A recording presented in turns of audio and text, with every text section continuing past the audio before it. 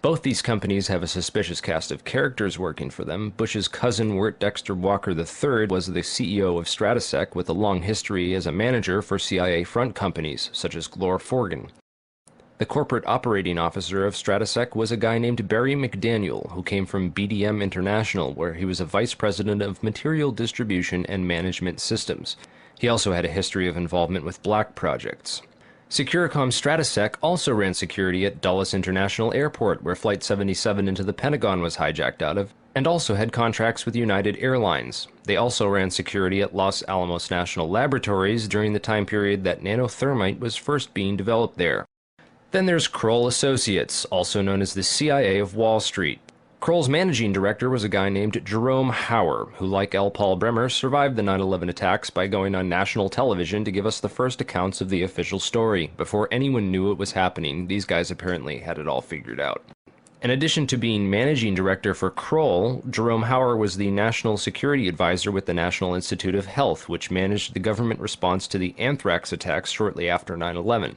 On the day of 9/11, Hauer advised the White House to start taking Cipro, an antibiotic effective against anthrax, and then strangely a week later, 2 senators and several people in the media who had been calling for an investigation into the 9/11 attacks were mailed anthrax and told to shut up, apparently by members of Al-Qaeda, who later turned out to be a bioweapons researcher at US AMRID in Fort Detrick, Maryland, named Stephen Hatfill, who had worked with Jerome Hauer for a company called SAIC. Scientific Applications International Corporation, a defense contractor with expertise in thermite-related technologies, played a large part in the NIST World Trade Center investigation. A few other names and companies inside the Twin Towers also worthy of further investigation include Craig Stapleton, who is married to Bush's cousin Dorothy Walker Bush. Stapleton was the president of Marsh Real Estate Advisors from 1982 to 2001. He was a member of the board of directors for Cendant, that was charged with massive accounting fraud in 1998, and went on to join Winston Partners, a privately owned investment firm founded in 1993 and led by George W. Bush's brother Marvin. Other very powerful and well-connected people worked in senior management at Marsh. These included Stephen Friedman, a senior principal at Marsh Capital and former partner at Goldman Sachs, who later became George W. Bush's top economic advisor. Friedman was also a member of the Brookings Institution, the Bilderberg Group, the Foreign Intelligence Advisory Board, and the board at In-Q-Tel, the investment firm founded by the CIA in 1998. In-Q-Tel invests in state-of-the-art technologies related to defense and intelligence work, including nano and chemical technologies, according to its website. In another interesting coincidence, Friedman belonged through Cornell University to a secret society called Quill and Dagger, the membership of which includes Paul Wolfowitz, Sandy Berger, and Stephen Hadley. Wolfowitz, the neocon Deputy Secretary of Defense in the Bush administration, was the author in 1992 of the Wolfowitz Doctrine of preemptive warfare. He also made comments about a surprise-like Pearl Harbor months before 9/11 and met with Pakistani ISI General Mahmoud Ahmed in the week before 9/11. Berger, the national security advisor to President Clinton, was later caught stealing documents from the 9/11 Commission investigation. Berger was also the boss of White House counterterrorism czar Richard Clarke, and together with Hadley, who was Condoleezza Rice's deputy, was responsible for delaying or obstructing Clarke's plans to stop al-Qaeda in January of 2001. Jeffrey Greenberg resigned from Marsh & McLennan after being accused of serious financial crimes. The first plane of 9/11 flew directly into his company's secure computer room in the North Tower. Jeffrey Greenberg is a member of the Brookings Institution and the Trilateral Commission. Jeffrey Greenberg rose quickly through management at Marsh, having come there directly from AIG in 1995, and then becoming CEO just 4 years later. At Brookings, Greenberg hobnobbed with Lee Hamilton, co-chair of the 9/11 Commission. There's also Jim Pierce, another Bush cousin, who was managing director of Aon Corporation, who, according to the NIST report, modified unknown sections of Floor 83 in the South Tower in 1997. Jim Pierce had arranged a meeting on the 105th floor of the South Tower for that morning. Pierce survived that day, despite the fact that 12 people came to the meeting in the South Tower and 11 of them died. The location of the meeting had been changed the night before to the Millennium Hotel, where Pierce watched the South Tower as it was hit by the aircraft. Apparently, the meeting attendees were not all notified of the change in location.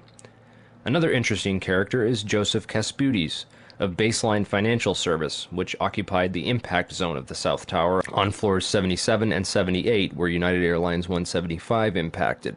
Caspudes has a history of being well connected to the highest levels of government, as well as to the defense and intelligence industries. Caspudes worked from 1972 to 1977 for the U.S. Department of Commerce and Defense. He was also the deputy director of Nixon's White House task force that dealt with the Arab oil embargo of 1973, and was instrumental in the creation of the Department of Energy. Caspudes went on to run a large corporation called Primark that had offices in both towers on 9/11. One of the subsidiaries of Primark, the Analytical Sciences Corporation, TASC, worked with so-called black or top-secret programs.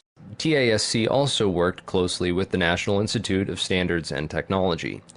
Caspudes was also a member of the Logistics Management Institute, LMI, whose members included Paul Kaminsky of In-Q-Tel and General Dynamics, Charles D. Bona of Halliburton, Skull and Bones member Joseph Samuel Nye, and Michael Daniels of Scientific Applications International Corporation. LMI's self-proclaimed role is advancing the science of government. Caspudes' connections to the DOE from 1977 through at least 1997 are interesting, considering that the DOE was developing thermite ignition devices as early as 1983. Joseph Caspudes went on to become the CEO of Baseline Financial Services, which was directly in the impact zone on the 78th floor of the South Tower. According to NIST, Caspudes Baseline Financial modified the southeast corner of Floor 78 in 1999, exactly where the aircraft hit on 9/11. Floors 77 and 78 were upgraded for fireproofing in June and April of 1998, respectively. Another company of interest on Floor 91, just above the impact zone for the South Tower, was Washington Group International. This company was known primarily as a construction and mining firm, and it had just acquired Raytheon Engineers in July of 2000. In 1996, Washington took over Morrison Knudsen, an engineering and construction firm that had a history of working on large-scale projects around the world, including in China, Iran, Afghanistan, and Saudi Arabia. The Army Corps of Engineers hired Morrison Knudsen to demolish over 200 buildings in 1995. One of the DOE facilities for which Washington was responsible well before 9/11 was the Savannah River site near Aiken, South Carolina. In February of 1997, Lawrence Livermore National Labs and the Savannah River site signed an agreement of cooperation to share technology. Savannah went on to add developing sol gel technology for fuels and other applications to its portfolio. Sol gel technology is utilized by Lawrence Livermore National Laboratories for making nanothermites. In another coincidence, Savannah River Technology staff participated in the search and rescue operations at Ground Zero by providing unique tools. Just before 9/11, Washington was going through a tough time financially and sought Chapter 11 bankruptcy protection. Securities and Exchange Commission documents show that Washington made court-ordered pre-petition payments as part of these proceedings to a number of companies, including Komatsu. Washington also made payments to Greenhorn and Omara, whose employee, Teresa McAllister, was a lead author of the FEMA and NIST reports on the World Trade Center disaster, and to Sumitomo Bank, which was closely allied with Komatsu. Building 7 was a 47-story federal office building in the World Trade Center site, which collapsed at 5:20 p.m. on the afternoon of 9/11. This building was home to the CIA, in fact the largest CIA headquarters outside of Langley, Virginia. It also housed offices for the Secret Service and the Securities and Exchange Commission. One of the most interesting tenants, however, was then Mayor Giuliani's Office of Emergency Management and its Emergency Command Center on the 23rd floor. This floor